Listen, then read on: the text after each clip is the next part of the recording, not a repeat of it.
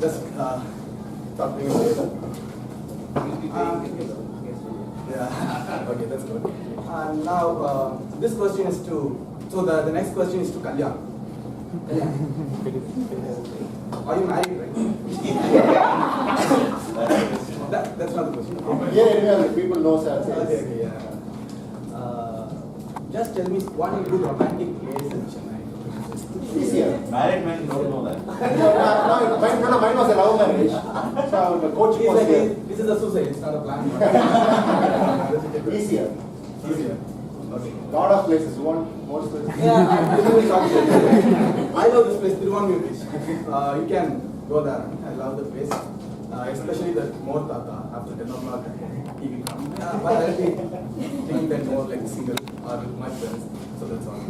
So next person. So my next speaker is Toastmaster Anusha Mayappan.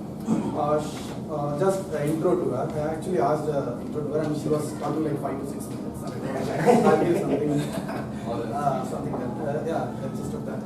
She's working as a, she's running her own business. She's a soft skill trainer, and you can ask if you have any doubt, you can contact her later. And she's a very good storyteller. So if you ask why you are late, she will tell stories. and today she is going to try that storytelling ability a little bit more, like 7 to 9 minutes. So before calling her, I'd like to call her evaluator, Arvind Vivekananda, to explain the objectives. Thank you. Good evening, everyone. Toastmaster Anusha is presenting her project number 1, the folk tale from the storytelling manual. The objectives of her speech are to tell a folk tale that is entertaining and enjoyable for a specific age group, to use vivid imagery and voice to enhance the tale. Timer, please note the time is 7 to 9 minutes. All the best, Toastmaster Anusha, over to you. Toastmaster Anusha, the mighty one. The mighty one. Thank you, dear Modi. Once upon a time, there was this powerful lion in a great jungle. The lion was indeed the king of this jungle, which was the home of many wild animals. Every other day, the lion would set out on a prey hunting mission. He would step out of his den and roar in an angry and a fearful loud noise, which would scare the animals to death. They would run here and there, not knowing where to go, how to save their lives, but would end up losing their lives to this lion. This happened for months together. This made the life of the animals in the jungle miserable. Hence, all the animals gathered and were discussing if at all there was any solution to end this. And one fine day, they did find a solution. The solution was that instead of letting the lion hunt them, they would go themselves and surrender themselves as a food to the lion. The very next day, all the animals, including the sloth bears, the monkeys, the gorillas, the buffaloes, and hares, went to the lion's den. The lion was amused on seeing them all together at one place.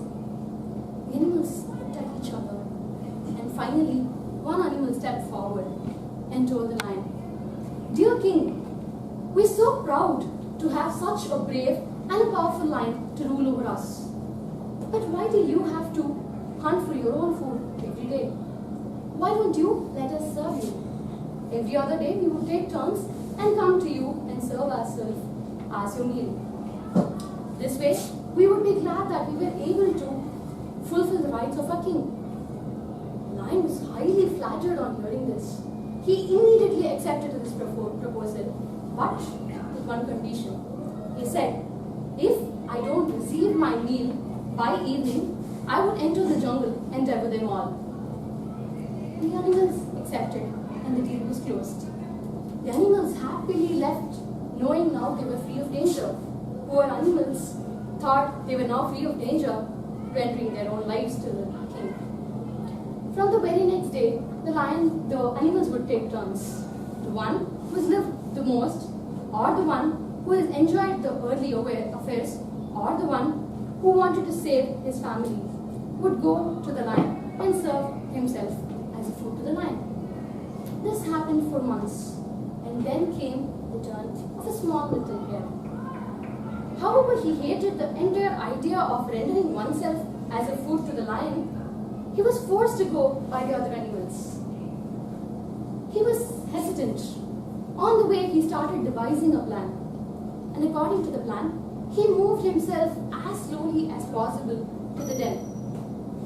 By now, he missed his deadline. The lion was all agitated. He was furious, and he saw the small little hare approaching him. The hare came, took a bow, and stood in front of the lion. The lion was angry. He shouted at the hare, "Oh, you little thing! Do you know what mistake you've done? You've made the biggest mistake by making me wait. I will teach you a lesson. I will have you dead, and I will enter the forest and kill them all." The lion replied, the hare replied humbly, "Oh lion, it's neither my fault nor that of my fellow animals. According to our contract, it was decided that me and 2 other hares could be sent to you as your meal. But on the way to your den, we were caught by this powerful lion." "Another lion in the jungle? Ha!" laughed the lion. The hare continued, "Yes, lion. Even we thought you were the most powerful until we met this other lion. But he's so huge. In size, he's much bigger than you. His very voice is death, and his face is flaming with fire." The lion became more furious on hearing this hare's tale, but the hare continued, "We were caught by this lion, and he took hold of both my companions. And in vain I cried to him that we were all destined for the king's table, and we pleaded to let us go. But he paid no heed to my words. I even told him about the contract we entered with you, and he said, if that is the case, I want all of you to enter into a contract with me, for I am the only king here." And he added that the lion gulped one of his companions, and hare got scared, and he said, "I jumped into one of the nearest bushes, and I escaped.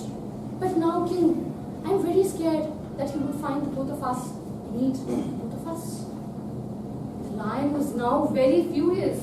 He screamed more loudly, "It is impossible, you little thing.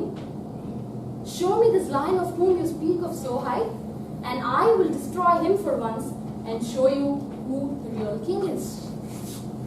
The small little hare acted as if he was very scared to go there.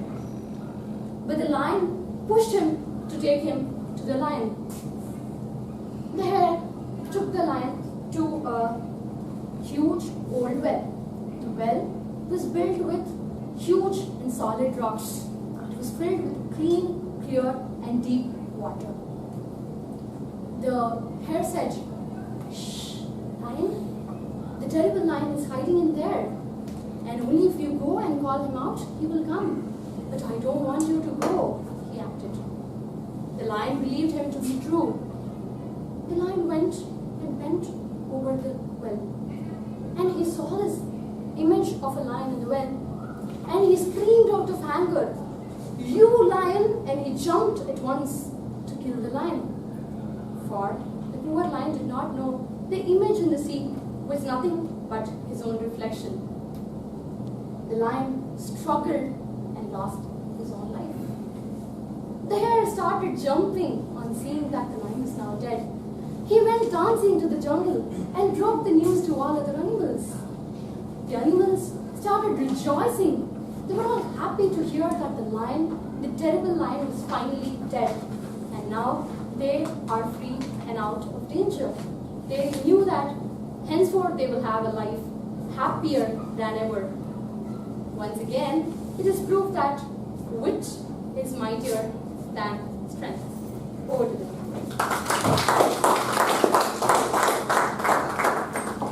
Thanks, Anusha. Actually, she took everyone to our childhood days. So my dad didn't tell the story. This is interesting. So I think